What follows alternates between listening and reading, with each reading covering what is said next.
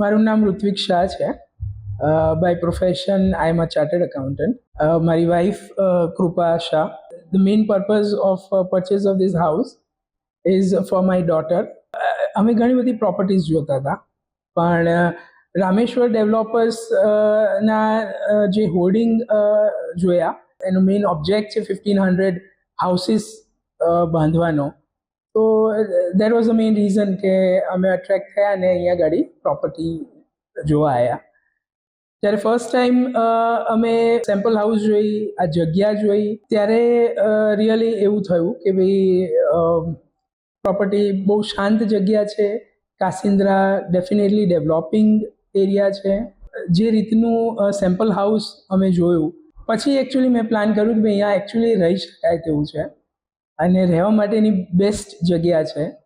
અમદાવાદ જે રીતના ડેવલપ થઈ રહ્યું છે, જે રીતના બોપલ, શીલજ, એ જ રીતના આ સાઈડ કાસિન્દ્રા બહુ જ સારી ગ્રોઈંગ એરિયા છે.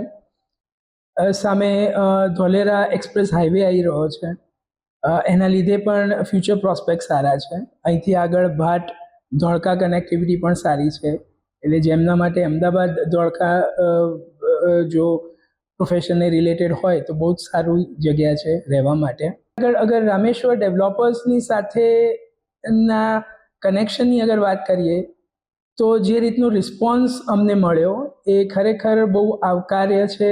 જે રીતના એમને સ્ટેપ બાય સ્ટેપ પ્રોપર્ટી ડીલિંગથી માંડીને સેમ્પલ હાઉસ માટેના જે અમારા અમુક જે દરેક ક્વેશ્ચન્સ હતા, એ દરેક ક્વેશ્ચન્સને પણ બહુ સારી રીતના એડ્રેસ કર્યા છે એમણે.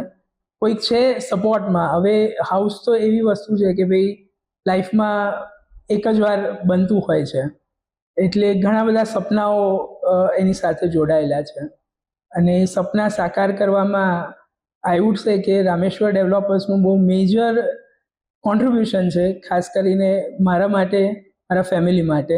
મારા ફેમિલીમાં અમે 3 અને સાથે પપ્પા મમ્મી છે, તો 5 જણાના કુટુંબ માટે આ બહુ જ એકદમ સરસ જગ્યા, સ્પેશિયસ છે. રૂમ્સ એને એકદમ સ્પેશિયસ છે.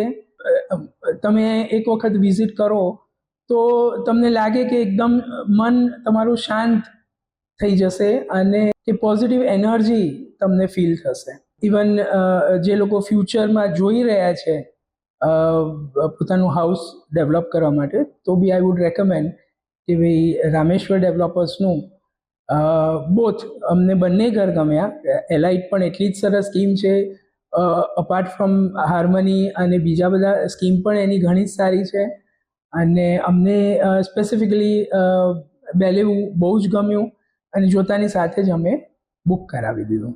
સો થેન્ક્સ રામેશ્વર.